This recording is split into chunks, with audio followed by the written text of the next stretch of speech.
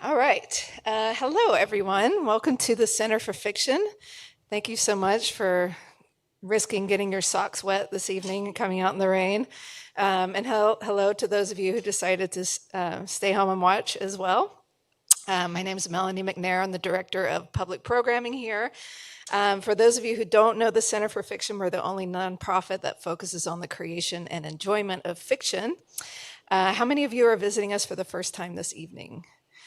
Okay, great. So a lot of you have been here before. Just a heads up, if you live in the New York City area, we have a whole second floor that's gorgeous. And if you become a member, you can use that space to read and write. And in September, we're having a member drive, so there is a sale on membership.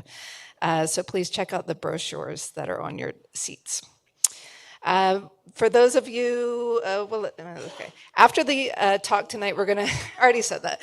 After the talk tonight, we're gonna have an audience Q&A. So those of you who are here, you'll just raise your hand and one of our fabulous interns will bring a microphone to you. Make sure you use the microphone because otherwise the people on YouTube won't be able to hear you. And for those of you who are joining us through the live stream, you may add your question in the chat and we will get to those. Before we wrap things up. AM very quickly signed all of her books, and she will be also personalizing them after the event this evening. So make sure you stick around for that and congratulate her and tell her hello or whatever it is that you want to say to her. I'm absolutely thrilled to start our fall season with one of my favorite fiction writers, A.M. Holmes. She is the author of 13 books, among them the best-selling memoir, The Mistress's Daughter, the novels This Book Will Save Your Life, The End of Alice and Jack, and the short story collections, Days of Awe, The Safety of Objects, and Things You Should Know. She also writes for film and television and teaches in the creative writing program at Princeton University. Joining her tonight is Kurt Andersen. He is the author of several critically acclaimed novels, including True Believers, Heyday, and Turn of the Century. His latest book, Evil Geniuses, The Unmaking of America, A Recent History, like its prize-winning companion volume, Fantasyland, How America Went Haywire, is a New York Times bestseller. In addition, Andersen makes audio documentaries, most recently Nixon at War, and co-created and for 20 years hosted Studio 360, the Peabody Award-winning public radio program about arts and culture. Please welcome them both to the stage.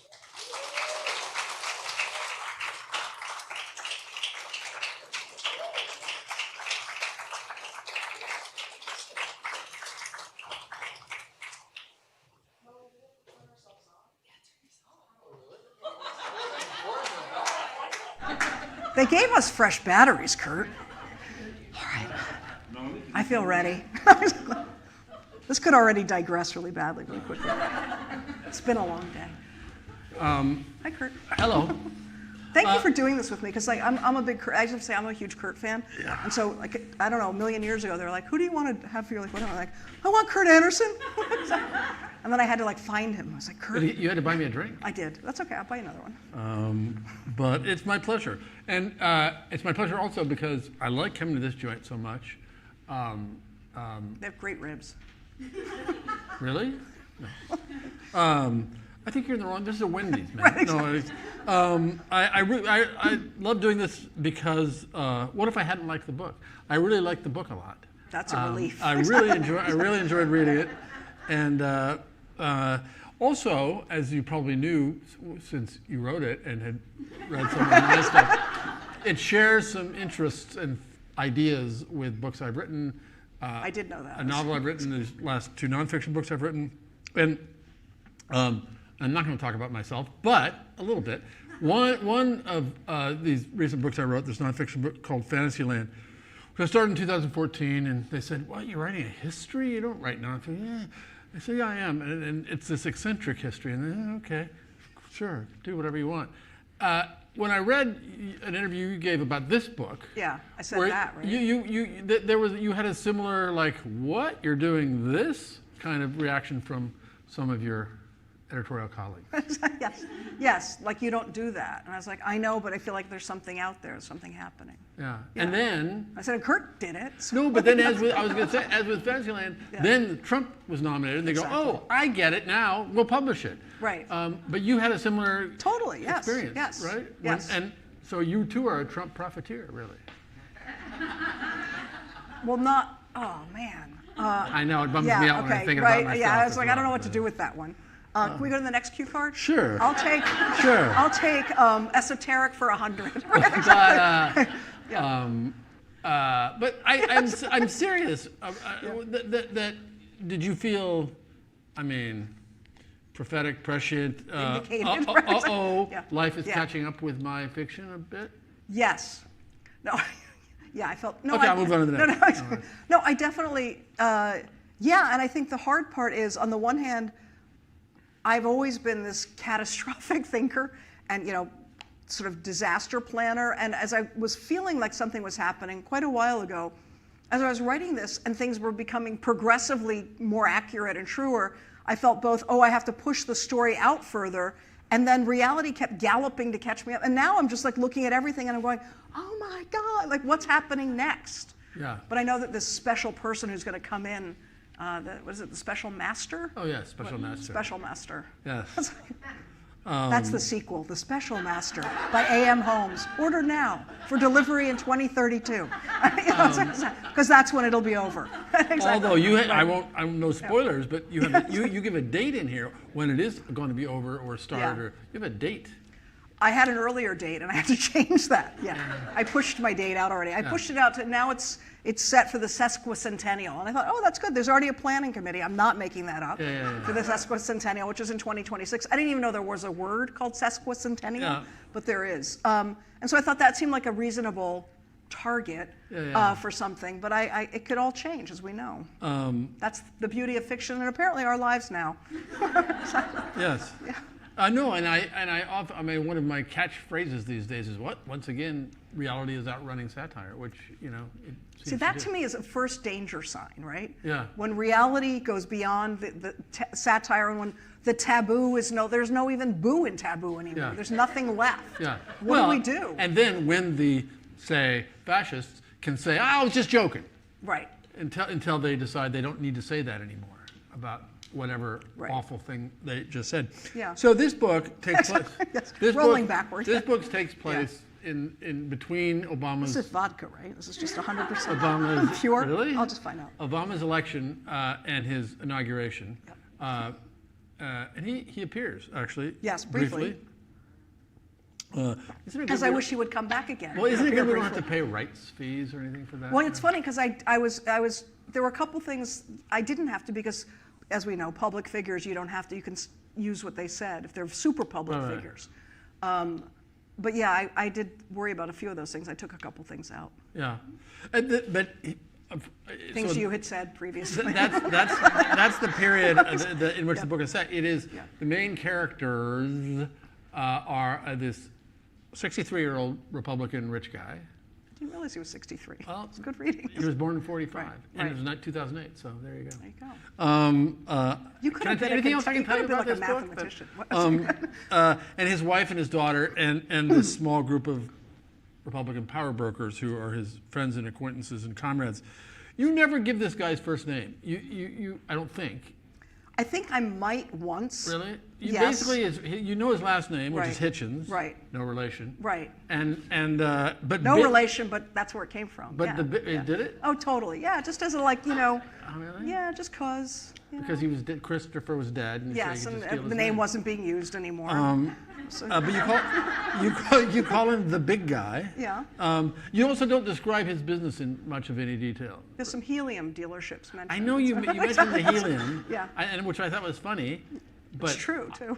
and that's how he made his billions. Well, in the your U.S. mind? the U.S. sold off its helium reserves a while ago. Does anyone know What? that? And so we're running out of helium. These are party disaster problems. Because as you know, I'm a catastrophe person. Yeah, so we had a lot of helium and we don't anymore. And the helium is in Texas. I know it's all too true. I'm interested in helium. I spent one of the drugs I abused in college. What's helium? We had a big helium tank, and I would do it just to get to do the funny voice. Right. I never did that. Yeah. Nitrous oxide and know. helium, and Right, one right. kind of one leads to the Oh, other wow. because you do the helium with the funny voice, and you do the nitrous oxide. It's funny, and you go back and forth. Is that a gateway to getting carded for buying whipped cream? Because that's the thing Whippets? now, right? Whippets? Right, no, because Yeah. they just made a law in New York City that you have to be over Really? 21 to buy whipped cream. I'm not kidding. Huh. Last week, I Huh. am so up on the news. It's painful. I guess that's it. Exactly. I know. So this is, I don't know, I didn't count the pages, but at least half of this Yeah. satirical novel. I guess satirical is the best word. Is it?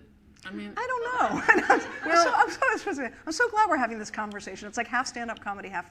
I don't know if it's satirical because it's hard to say.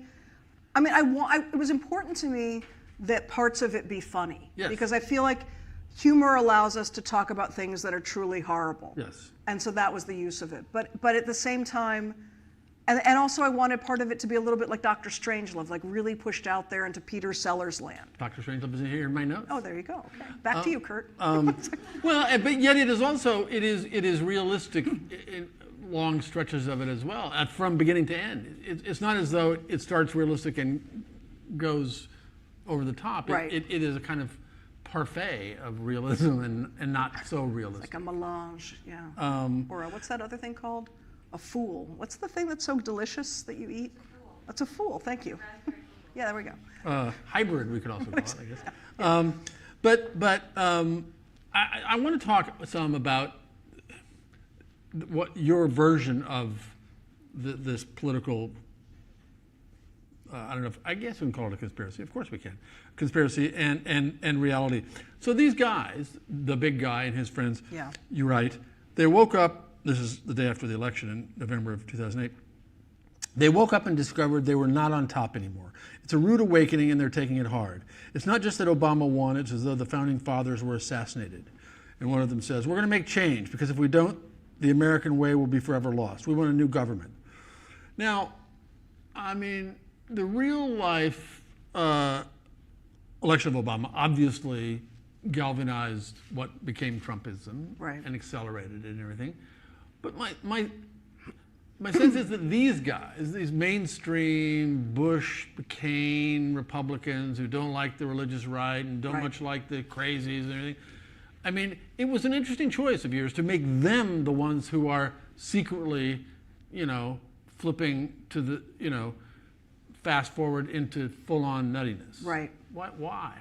Why these them? guys who are supposed to be the Republicans that we knew that we're our parents, that whatever, Right. that we trust, as opposed to the crazies.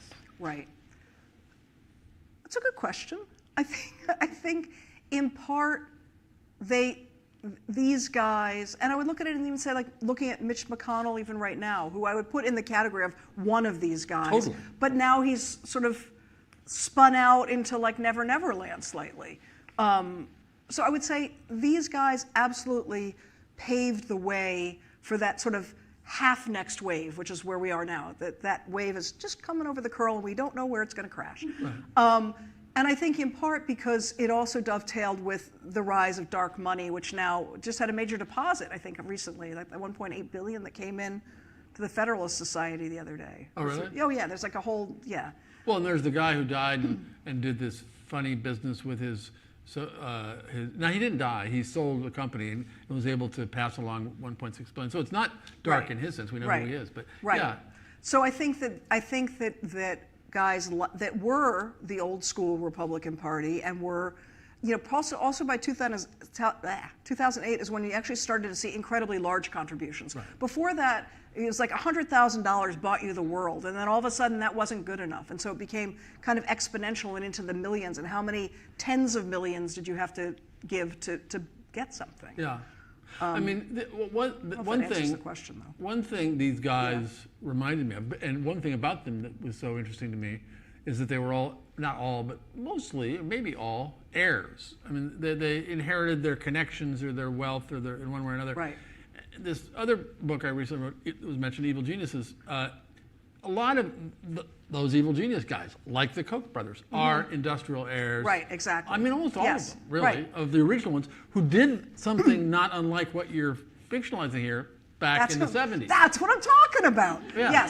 Yes, and definitely, when they refer to the brother, what they want to do is not like the brothers in their seminars, but not unlike it. But I think the interesting thing is that these sort of old school and old Republicans, in part by putting in all of that money, there was a CIA manual, I don't know if any of you read it, in the 1960s, that talked about how to create conditions favorable to revolution. And literally part of it is... In other countries. Yes, that was the original plan. Yeah. It's been declassified. I don't know who's reading it now. So get it on the interweb net. But tonight everyone will be like, where is that CIA? It's there. But part of it is the idea that what these guys would set about in motion would become untraceable. And I think we have come to that moment. And part of that has to do with, and it's all sort of in the book, but, in the 1970s, like when I was growing up in DC, people's parents, if there was suddenly a shift, like Nixon left, and people didn't leave DC anymore. So all of a sudden you had think tanks, and you had all of these things, institutions that are about policy and thinking and whatever, that also had enormous amounts of money. And all of that has just grown and grown and grown and grown and grown. So now you really have a way of influencing opinion, influencing thought that is not traceable. And that's a lot through social media and other things. And also then we had the rise of the alternative fact, which we hadn't really historically had so overtly before. That's true. Yeah. We're going to have an alternative national anthem soon, too. It is not easy. I mean, because you're an interesting writer rather than a pat and hackneyed writer, it's I'm going to let that one go. It's not easy to hate these guys. I mean, it should, a different kind of writer would make them a certain kind of character. Oh yeah. Not these guys. These guys. What's to hate about them? What? What's to hate about them? Well, they're fascists trying to do a coup. Yeah, but they're they're human, and they're pathologically interesting to me. I mean, I find them. For me, it's just human behavior and psychology. And how do they see themselves, and how do they not see the rest of the world, which I think is a real problem. Yeah. That they do live in a bubble. Yes, but for instance, just so people know, because not everybody here has read the book yet. Because it just came out today. In terms of bubbles, the big guy, the main character, is we don't know how he's treated his wife for the last 25, 30 years. We can find out some of the things he's done, but basically, he's at this point in the story, when this book is happening, he's very kind to her. He's very kind to his daughter. He's very understanding.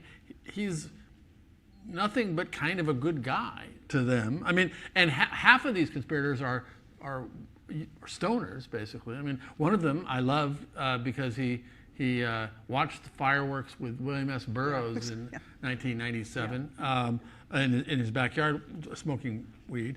Even this crazed general guy, one of the conspirators, is worried about climate change and in favor of soy-based meat because he's so. And there's really no, again, a different person tackling this story would have them have their racism or the bigotry or the homophobia or whatever it is be ugly and explicit. Not so much with these guys. Right. Yeah. So they're so nice. I know. I think what's interesting about that, and it's one of the things that I certainly have noticed in a little bit of what I call the pre-response to the book, is that people have a hard time with that, because then they actually say, am I supposed to like them?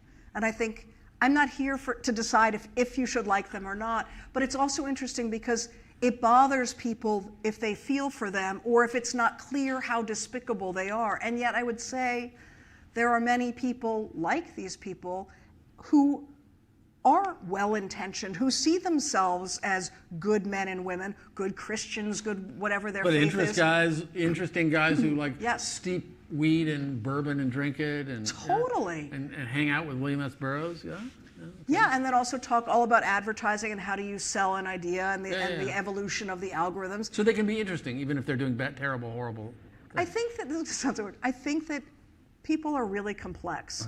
And I think that there's not, I think the notions of good and evil, although sometimes they're becoming very clear, are in many ways complicated. And the idea too that a person can do things and take actions and even spread a certain kind of thinking seeing themselves as a good person. And there's a moment in this where the big guy sort of wakes up and says, like, basically, what if turns out I'm an asshole? Right. And he begins to realize that some of what he thought was his, benevolence or taking good care of his family was really actually the opposite. And then how do you live with yourself if and how do you change, and would you want to change? And at one point he said he has often or occasionally thought of himself as soulless, which Yeah. shows, again, a certain self-awareness, and it's an interest, and I can imagine how that makes people uncomfortable in this day and age especially when we're talking about politics, everything is supposed to be binary. Right, absolutely. Right? Yes, it is. Complexity is kind of not. That's what my therapist said the other day. She said, people are not interested in things that make them think. I was like, thanks, that's $400.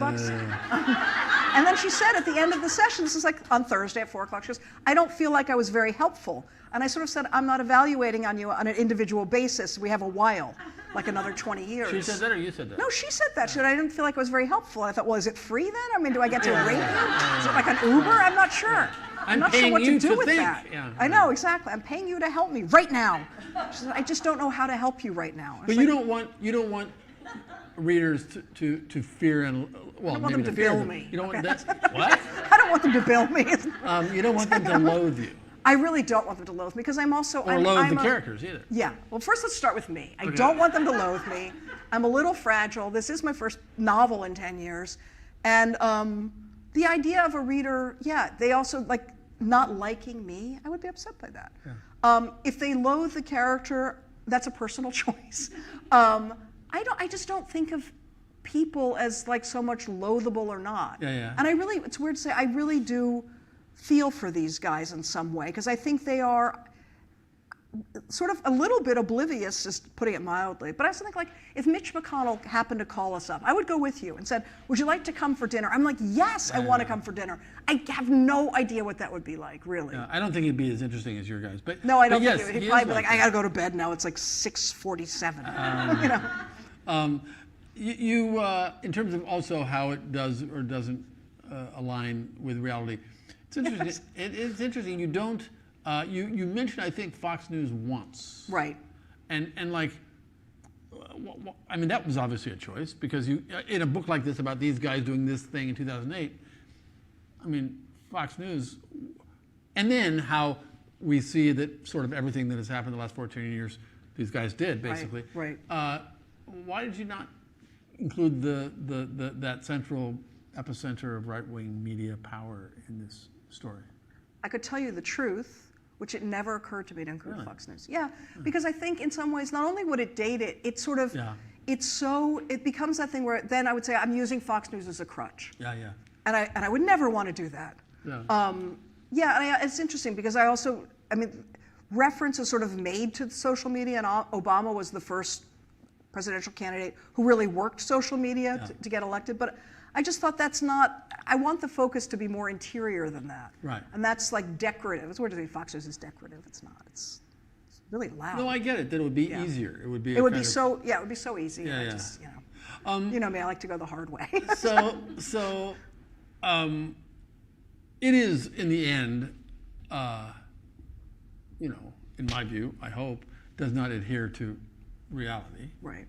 How much? So, in terms of these guys being basically that it's all part of the plan. Right.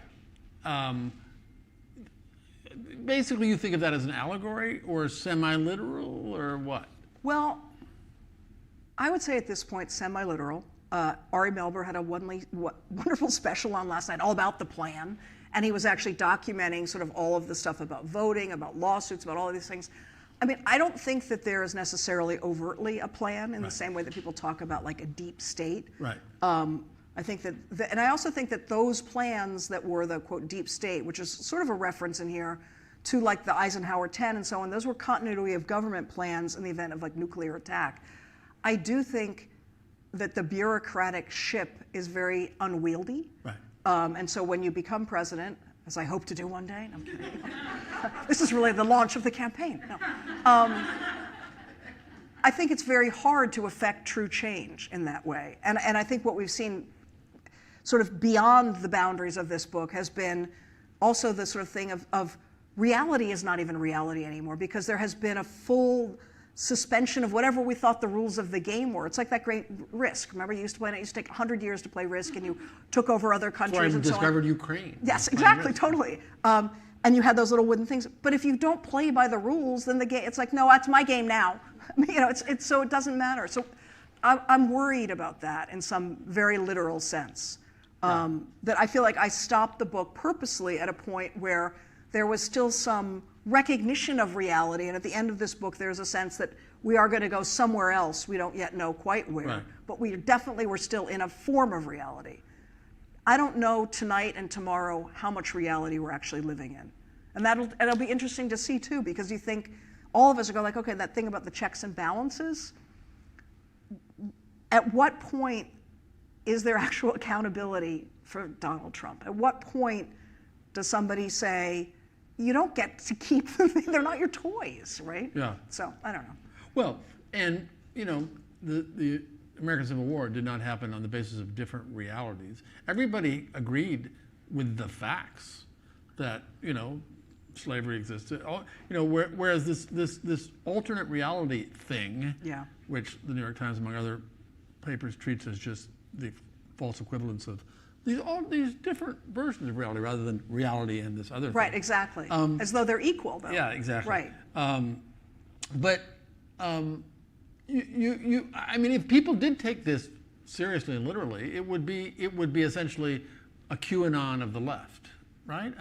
Because QAnon was a fictional, kind of brilliant fiction writers who threw it out there, and they were lucky enough. What would make it a QAnon of the left? Well, the right wing. Well, it could be maybe not. Well, if QAnon is of the right, mainly, right? Right, but how is this a QAnon of the left? Yeah. Some people. It's Republicans for starters. Right, but I feel like some people, like early on, I had wanted the book to be done and come out before the last election, and then I wasn't done in time. Okay, it takes a while. And then when January 6th happened, a couple people called me and go like, "Aren't you so glad the book isn't out? Because you would be in big trouble now." Because they were like, as though the book would be the prompt for that to happen, the very call to that. So that's why I'm curious how it would be a QAnon of the left. Well, it would be a QAnon of the, because if right wingers believed it and this is our plan, and there have been bad novels by the right over the decades, as you know, Pale Rider, whatever that one was called, that people took seriously to inform them. It would be because the world would assume you're a liberal, satirizing and being horrified by these right wingers that have this conspiracy plan. So that's how it would be a QAnon of the left. But I also think that there are weirdly people who seem to be reading this, and I talked to one the other day who wasn't sure, who thought I might be on the right, just writing about what that's like. Oh, really? Yeah. They could have Googled you. That would be an advanced maneuver. They could do their own research. Right. As those When they like look on Fox, there's very little coverage of me. There is, however, they're being extra nice to you. They're cutting you slack. Well, there is a black Amy Holmes. There is a black Amy Holmes who's a political commentator with an L in her name. And we also both use Manhattan Mini Storage. And I get called when her bill is overdue or when she's locked out. And we have like a relationship of some sort. She offered me some Philippe Stark chairs not long ago. Really? Yeah, because this is a good doppelganger. It's interesting, and a TV.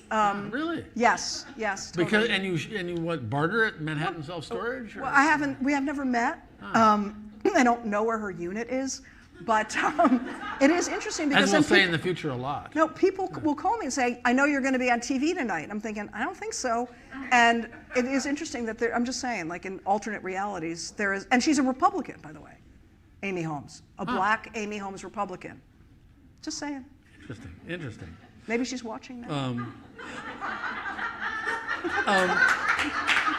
All right, we're on there. Totally. So these are smart people. These guys, your conspirators. Yes. Did you not? Again, if it were reality, not to be the buzzkill of comparing it to reality, one of these smart guys would say somewhere in one of these meetings, like, wait a minute, Obama is not really a socialist. He's a moderate. Wall Street guys are running the economic stuff. Right. We own all the Democratic leaders of the Senate.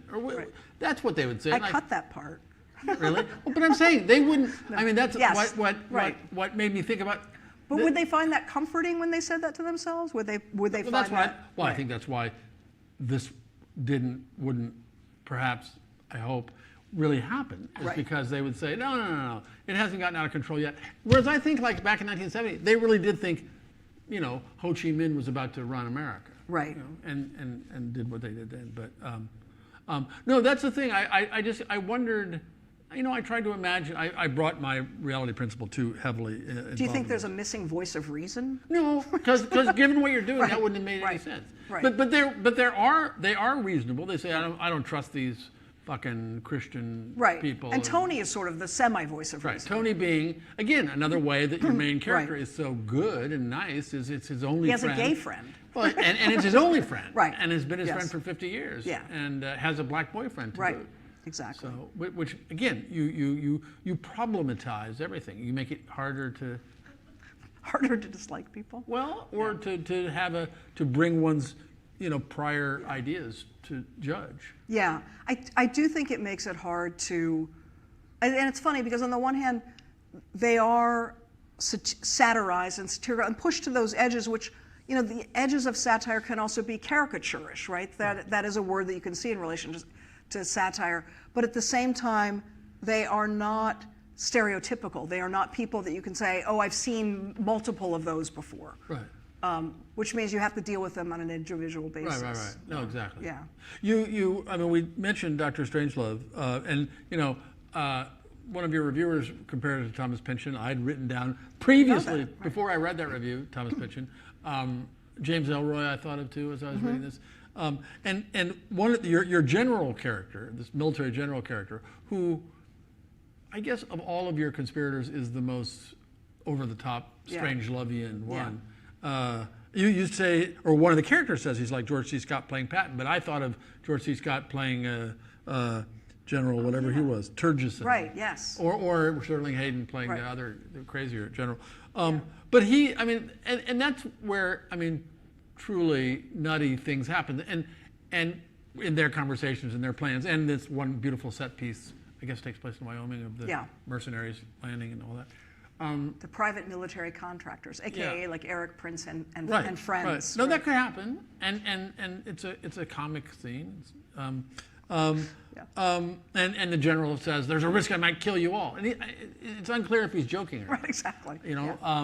But at the same time, there is this other thing of the book, this family drama, that is not that at all. It's this beautifully rendered, realistic, nothing that we haven't experienced or people we know have experienced life. I mean, so is that just because why do you have that other thing? What the hell were you thinking? So I think what the hell I was thinking a little bit was, so there's one piece of it that is sort of like, you think, okay, like on a writerly level where you're like, okay, I want to try something, right? And I'm, clearly, whatever, wanted to set the bar for myself in a certain way. And I thought, well, there are the things that are what we used to call the great American novel. I just call it the large, pretty good book. And they're usually traditionally written by men, and they're the large political social landscape. And then there's the book written by women, which is smaller, intimate, domestic. And so I wanted to see what happened if you put the two in the same container, sort of in juxtaposition to each other. Right, so the big guy is totally the boy book. And is that's the Gore Vidal, Alan Drury book. Totally, yes, exactly. Yes, and it's totally in those ways too pushed out there. It's very kind of like, it's space occupying in the most literal sense, and also a little bit crazy in the sense too of when the big guy is like alone in his basement, he plays war on a ping pong table using like orange Jello as Agent Orange and just like crazy stuff. Yeah. And then of course when they're in the have their private military contractor moment, I wanted to also look at the ways in which the game of war becomes more or less real as we move down the line. But then this domestic thing, which is really the story of his impact and weight on his family and two generations of women, his wife and daughter, kind of thinking about what does it mean to be a girl/woman? How do we find our place in the world? And I would say, we like to think, whoever we are these days, that that's happened and women can find their way in the world. And then part of it even came, my daughter at one point came home from like 3rd grade a few years ago and said, Mom, very, like totally in that way kids do, Mom, were there any women in history? And I was like, uh-oh. And I thought that's fascinating at the Little Red Schoolhouse, which... In 20 whatever Yes, it exactly. was. Yes, right. Wow. Yeah, and I thought that's odd. And then I had a student come to me at Princeton University and say, this was probably 5 years ago, so I'll just give the learning curve to people a little bit, but said to me, were there any women writing in the 20th century? And I was like, what do you mean? And showed me the list of the 20th century American fiction class, and there was one writer at the end that was Toni Morrison. And I wrote out a list, and I said, just please take this back to your professor with my... There's 2, Willa Cather Right, as well. exactly, yes. Yeah. Yeah, so some of that really didn't come from nowhere, if that makes any sense. So I felt like I wanted to try to account for that, and also for women like Charlotte who are of a different generation. Being his wife, who sort of is like, when she was growing up, they didn't say, what do you want to be? They said, what kind of guy do you want to marry?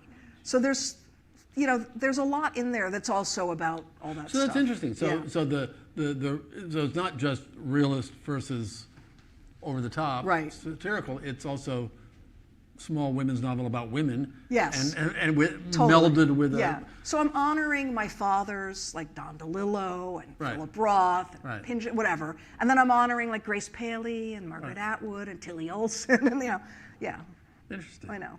Or not. I mean, I should say I know. It's not No, maybe. it's, I don't- and it was like a bit of a like it was nice to be able to go back and forth, It also worries me because I think, as a bookseller said to me, well, who's going to read this? And I thought, uh-oh. Because I think it also, yeah. And Grace Paley used to say, women have always done men the favor of reading their books, and men have not returned that favor. Yeah. And see, to me, Grace was like the perfect kind of feminist because she totally loved men. And I think that's a little bit like me. Like, I secretly love the big guy for all of his faults and whatever, but then I also think, he's not going to read it. He might. Maybe Charlotte will read it the too. audio version. Right, exactly. You know? Yeah, when they say, I read your book on Audible. Yeah, exactly. good. I'll take it. I know, always. totally. Yes.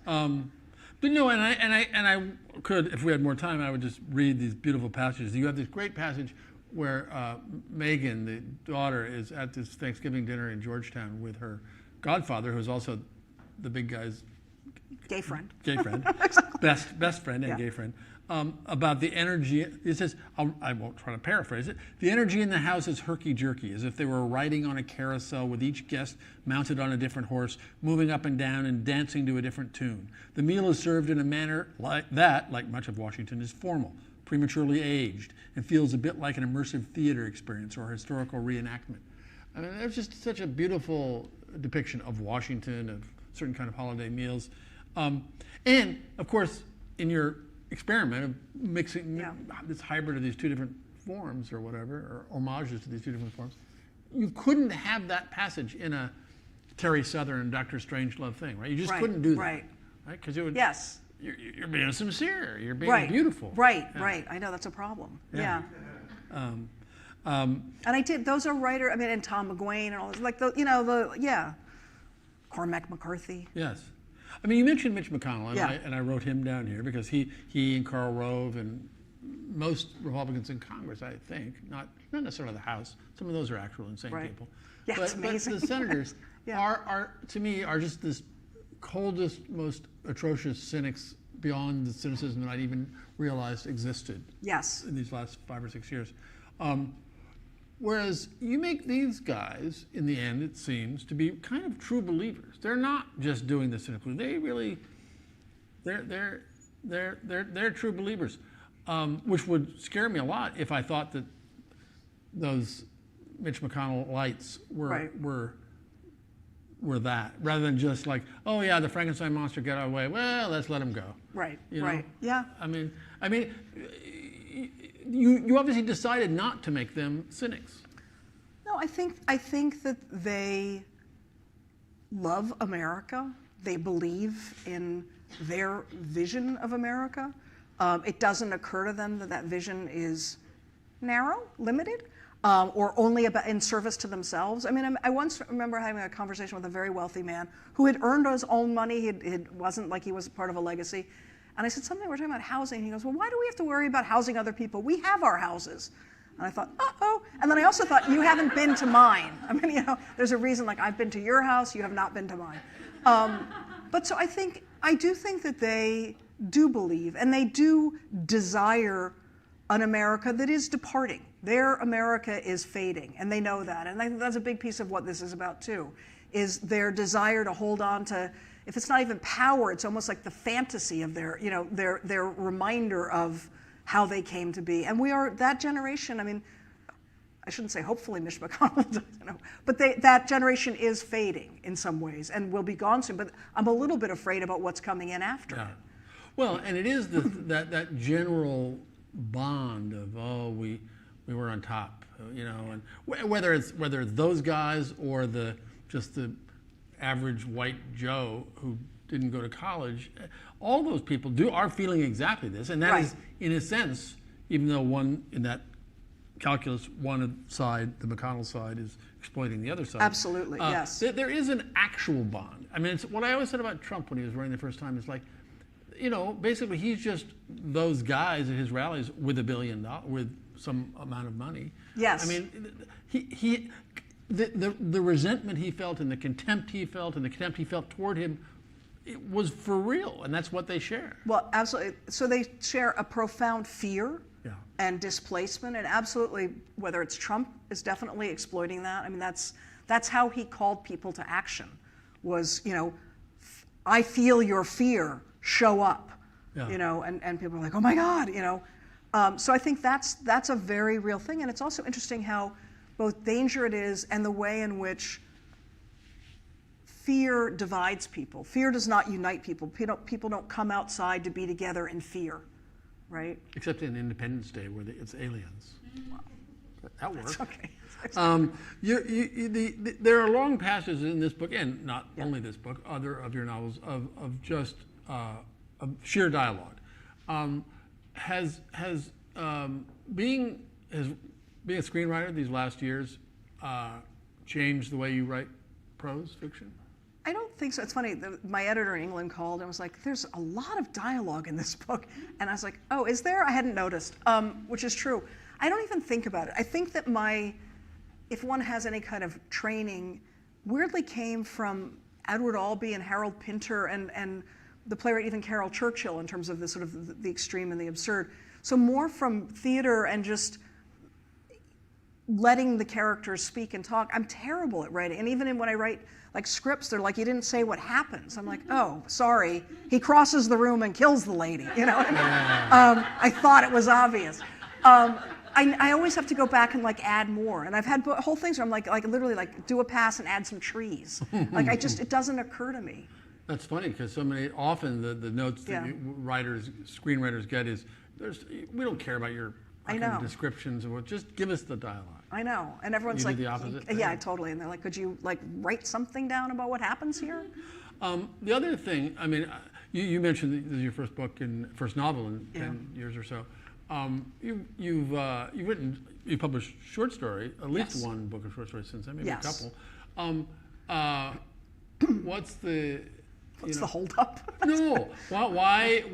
Does your you have an idea for a story? Yeah. What makes it a short story versus a novel? Oh, sure. I think that's your answer for B in there. Right. Exactly. I think it has to do in part with scale. So I like this book in some ways could be several books, but because of what was happening in the world and whatever, I still have a lot more. But I just was like, you have to stop and it has to come out already because the world is like, this is happening, so you better get it out there. So there's that, but I also think it's also the thing too of like, sometimes it's the tone, it's the intonation, it's like, what is the scope of this thing? Is that something that could sustain a novel? It's both complicated and not. I always describe it like a novel is like you going cross country and you get on the train in New York and you wake up and you're in Chicago and then you go whatever. And in a short story, you got on the train, it already left New York and you get on in Chicago and they tell you what happened. Like. Do you ever do they ever morph Like, oh, here's this idea. Accidentally, but I'm philosophically opposed to that. I think there's nothing I hate Things more. are born to be stories. Yeah, I'm like, if it's a story, it is not a novel. Because students always go like, I think I'm writing a novel. I'm like, no, you're writing a really bad long story that needs a lot of work. Because number one, it starts on page 23. When they go, he woke up. I'm like, that's great. That's a great place for us to start. We don't need all the stuff before that. And they blinked awake. That's a big thing, blinking awake. Have you ever blinked awake? That's the thing they say? Always. It's like, Arthur blinked awake. I'm like, okay. Sounds That would be rule 1. Blink is not a verb. Right, exactly, anyway, I'm not going to digress. I could go really teacher, bad. somebody who teaches students, you're not exactly in, I guess you are kind of in the MFA industrial complex, even though Princeton doesn't give we don't do MFAs. that. Ours are so precocious, we just give them like the certificate, and they have to write a novel to graduate. So, right. yeah. Is that right? Yeah. That's interesting, because of course part of the wrap on the MFA industrial complex in the academia is that it's all about stories, because short stories are easier to teach, easier to read, easier to write. Right. So I misspoke. They don't necessarily have to write a novel. They can write a book of short stories, or sometimes a screenplay, or sometimes poems, whatever it might be. And nonfiction. What do they tend to do? All. Because they're also Princeton students, so it's like literally today I just met a whole new group of them. They go like, I'm a. But they don't know that. No, they're literally. I'm a philosophy major, but I'm also getting a certificate in creative writing and anthropology and in like computational physics as seen from outer space. I'm like, oh. And I go, and do you have like, and I go, what are you taking class-wise? They go, well, I'm a senior this year, so I'm just taking 6 classes. And I'm like, okay. Yeah. And then you say, I need you to write for next week, 7 pages. What time should that be in? I'm like, 3. 3 seems good. I thought you were talking about musical notation. No, yeah, 4, exactly. 3? Yeah, totally, exactly. Yeah, no, they want to know exactly what time it should be turned in. It makes me very nervous. Well, I could go on, but it's now time, because the clock reads, it's in fact 1 minute and 18 seconds past time for audience questions. Audience questions. So if any of you have questions, we as could I'm ask sure them you questions. Do, for the white novelist AM. White novels, yes. So if you have a question, you can raise your hand, Exactly. Oh, yes, right, and exactly. Arnav is going to come over with a microphone. Sure. Oh, her. The sentence that I wrote down I was overruled. is quite Sorry. mysterious. I'm wondering if you could expand on it. Say it one more time. I wrote down one sentence you said that is quite mysterious to me, and I'm wondering if you could explain it a bit. It depends on the sentence, but I'll The try. sentence is, how much reality are we living in? Okay, that's a good question. How much reality are we living in? I guess what I would say is it depends on what your expectation is for reality. I mean, pretty literally. So if you expect the world to operate every day in the way that you're used to it operating, we are slowly leaving for me, I feel like I'm leaving my reality. As things, I would say politically, become more and more warped and less predictable and less adhering to the traditions of history, I feel we are departing what I would say the known reality, or I guess it would have to be take out the word known. Consensus reality. Consensus reality, thank you. I don't know if that helps, but I think it's interesting, and I think to live in a time where things can also feel so, in a way, unstable is very disconcerting. And I would say, for me as a fiction writer, I talked about this a little bit after 9/11. I heretofore depended on the world around me to be pretty stable. And that allowed me to go into my weird imagination and make up all kinds of stuff. And then, all of a sudden when 9/11 happened, it wasn't safe for me to not pay attention. And I will say, when Donald Trump was elected president, and the time that followed, and probably what slowed the process of writing this down, was I felt like I had to, it was like rubbernecking what was left of the American dream or the American fantasy. I was like constantly looking like, what happened today, right? So I don't know if that answers your question, but yeah. Now I'm biting my nails, making me nervous.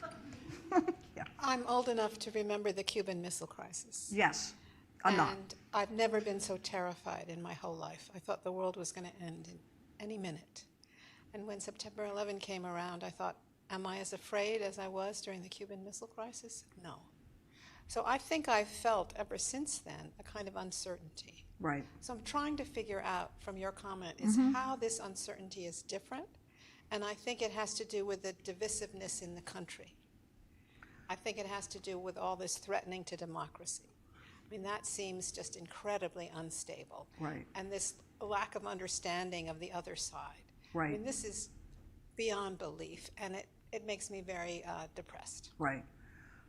You don't have to respond No, to but that. the one thing I will say that I think is a part of all of this, at least for me, is it used to be there were 3 news channels. There were the 3 networks, and everyone, when they watched the evening news, they watched one of the 3 networks. And the way that we got information and the way that even the Cuban Missile Crisis was experienced was more of a shared experience nationally, and there was more of a consensus about what are we experiencing. And I think what's happening now is there's such incredible fracture among that and all of the things now seem to, I hate to use this word, but I will, conspire to keep those fractures getting sliced thinner and thinner and thinner and thinner. So it's almost like the shredding of the American identity in some ways. Thank you.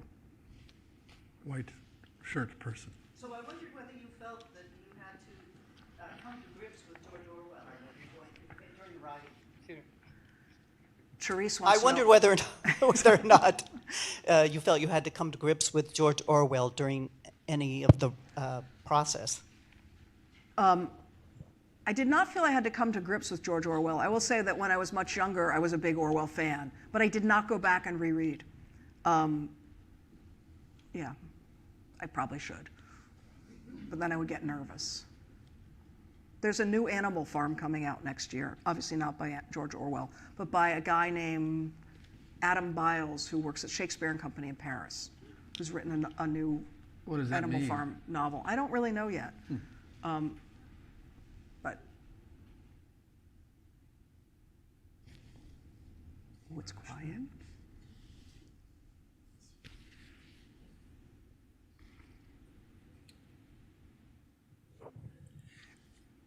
In your novel of a decade ago, you wrote about a Nixon obsessive.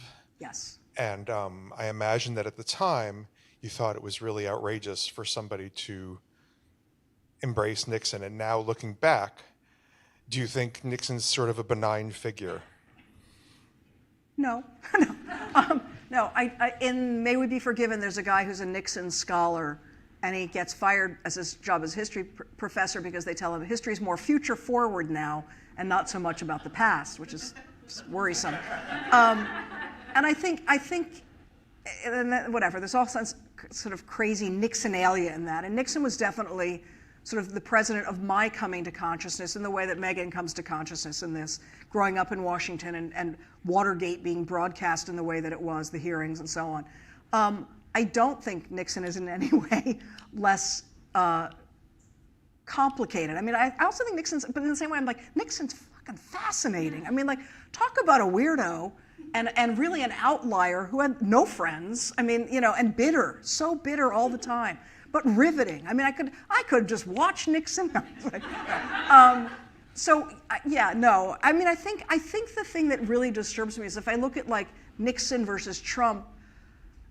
Trump seems to me literally like he ate a helium truck, and like all of the social media, like a full distortion of thought and history and whatever, and also I would say the pure ahistorical or lack of any reading or awareness of where anything comes from also takes us out of reality because we have a person who's not living in reality telling us things, and that's scary to me. I don't know if that answers your question, but.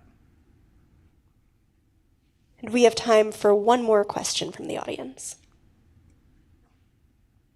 Can I run for class president? No, I'm saying, no,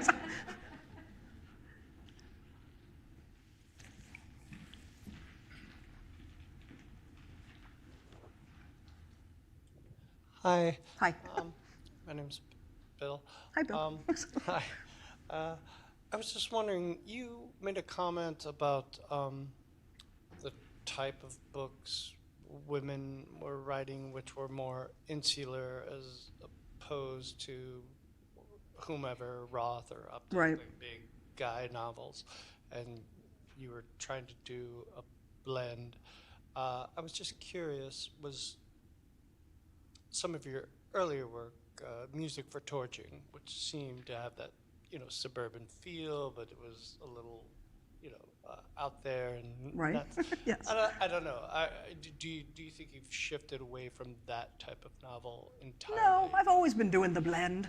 I think this one is just, I think music for torching it's interesting because I look at that in relation probably to things like the work of John Cheever and Richard Yates and so on. And I have to say, I think this is going to sound, I don't know, I'm going to get myself in trouble, but I grew up reading these male writers, and those were really my big influences. And people always say, why do you write male characters? And I would say, I guess I'm very drawn to them, and maybe because they're different from me, and it's a different body and a different life and so on, but definitely that's the world of music for torching. And then May We Be Forgiven is this world of these two very angry brothers. But I've literally had it happen where I was talking to some man about May We Be Forgiven. I said, I think you'd like to read it. He goes, I'll tell my wife about it. And I go, no, I think you'd like to read it. He goes, oh, no, I don't do that. And I was like, okay, that's weird. And I said, I'll give you a copy and then I will have lunch with you. And he looked horrified. He was like, that is not happening. But I think that is an interesting thing. So I'm not a particularly conforming person to any sense of anything these days in terms of identity or any of it. So I'm always doing some sort of a blend. And I'm interested in that. And I also think, in England, plenty of women writers have written the large-scale novels. Somehow that seems to be a little bit of an American thing. And it's changing, sort of. But, I don't know if I answered Speaking your of question. John Cheever is mentioned in this novel. Yes. And I think the big guy, who you Yeah. were worried wouldn't read this book, mentions his own life in a kind of comparing it to a Cheever novel. So there you go. You're hopeful. You can imagine a guy like that reading it, I think, maybe. I like to think that he would read it. But In the White House, in the White House. when Yeah. the junta takes over. Right, exactly. This was a pleasure. Thank you so much for doing this with me, Good. and thank all of you friends and family for being here.